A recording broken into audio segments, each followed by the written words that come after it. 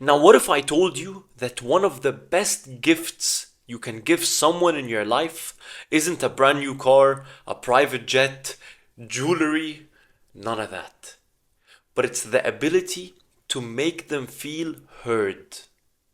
And now let me say that one more time. One of the best gifts you can give someone in your life is the ability to make them feel heard. Now that might sound so simple, but simple doesn't always mean easy. So in today's conversation, I want to share with you 3 things we should try to avoid in our conversations so that we can start to make the people in our lives feel heard. So without further ado, let's get right into it. And now the first point we want to avoid is to try and one-up our friends. Or in other words, we want to avoid making the conversation only about us. And now I want you to remember the last time you went up to one of your friends and you told them, "Oh, I had such a tough week." And then the first reaction they had was, "Oh, you thought your week was tough? Wait till you hear mine." Or when you went up to your friend to tell them, "My professor is being so annoying," or "My exam was so difficult," and their first reaction was, "Oh, you think your professor is bad? Wait till you hear mine." "Oh, you thought your exam was hard? Oh, wait till you hear about my exam." Now I want you to remember that feeling you had. And I know you know that feeling. That annoying feeling of your friend trying to one you up. And now a lot of the time when someone comes to share with us a difficult time they're going through, we have this direct tendency to want to also show that we're going through a difficult time. And by the way, this isn't necessarily a bad thing, because having a relatable friendship is a good thing. Like if someone's going through a tough time and you're like, "Oh, I'm going through the best time ever," maybe that's not the nicest approach as well. But something we can try to do is when someone shares with us that they're going through a difficult time, instead of directly jumping and sharing what we're going through, we can ask them a few questions about their experience. And because I also have this tendency, I want to share with you what I've been doing and it might help you out. Now, the next time a friend of yours comes and tells you, "I'm going through a tough time," instead of directly telling them, "Oh, I'm also going through a tough time," try asking them 3 open-ended questions about what they've been going through. So for example, a friend of yours comes and tells you, "Oh man, I had such a rough week." Now instead of directly telling them, "Oh, I also had a rough week," you can try asking them something like, "Tell me a bit more about your week. Why was it tough?" Now you see, when you ask someone an open-ended question, you give them the opportunity to share whatever it is they're comfortable with sharing. And then once they share a bit, you can ask them another question. And then once you ask 2 or 3 questions, then you can share your own experience and go like, "You know what? I've also had a pretty rough week." And chances are, if you listen to how their week was going, they're also going to listen to yours. But if you're not listening and they're not listening, then what's the point? And now the second point is that we want to avoid always jumping to give advice. And now this point, I'm really excited to talk about, because honestly, I used to do this all the time and I wasn't even aware of it. And I'll give you a very simple example to demonstrate. And now you've either done this or your friend has done it to you, or both. Now you know when you're studying for an exam or you're at work or whatever it is, and you tell your friend, "Oh, I've been struggling to focus."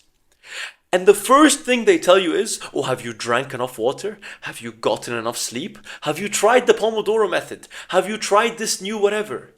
They directly jump and give you all the advice in the world. Now you see, most of the time, unless advice is asked for, it is not needed to be given. I'm telling you, when people come and share what they're going through or share some struggles, most of the time they just want someone to listen. And now to solve the always giving advice problem, me and my brother, we've been doing this thing that's been working so well.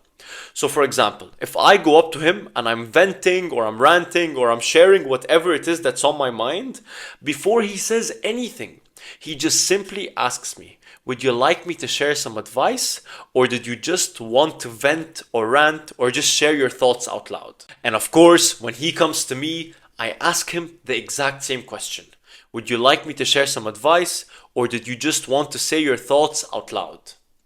Now, when you ask someone this question, you then place the ball in their court and you give them an opportunity to ask themselves, Do I already know what to do, or do I need some input from someone? And if they already know what they need to do, then great, you don't need to do anything. But if they need some input from someone, they will then ask you. And if someone comes and asks you for advice, they're way more likely to listen than if you just bombard them with all this advice. And now finally, we want to avoid filling the silence. Let me explain. Now, you know when you're having a conversation with someone and there's like a few seconds of silence? I used to be the kind of person that would always fill the silence. Like, for example, I'm talking to someone and then there's like 2 to 3 seconds of silence. I just want to throw an idea in there because I would get uncomfortable with that silence. And I'll tell you a big reason as to why this might happen. Now, a lot of the time when we're talking to someone and we're explaining to them an idea or we're telling them a story, now we've lived the story. We know the idea. But if the person we're speaking to hasn't heard the story before, hasn't heard the idea before, they sometimes need some time to absorb what we've just said. But if we're constantly bombarding them with information and not giving the conversation some silence, it's very difficult for that person to understand what we're trying to say or to take the time to take in the information. And now filling the silence isn't only when we're talking.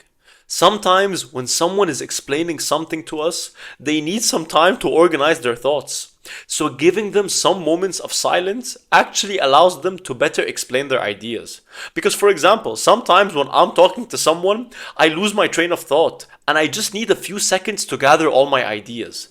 But if every time I needed just those few seconds to gather what I wanted to say, someone was filling up that silence, I wouldn't have the opportunity to properly explain myself. So the next time when you talk to someone, you see right now I was trying to fill the silence. I didn't give myself a chance to think. So I'll try that again. Next time when you're talking to someone and they take a pause when they're talking, try to fight the urge to fill the silence, because more often than not, they're just reorganizing their thoughts. You see, I took that moment of silence and I repeated myself and I was able to explain my idea. So it works. Anyways, I hope you enjoyed our conversation and that I've given you something to think about. And like I always say, this is the Dibos way, find your own way. I hope you have a lovely rest of your day and I hope to see you soon. Peace!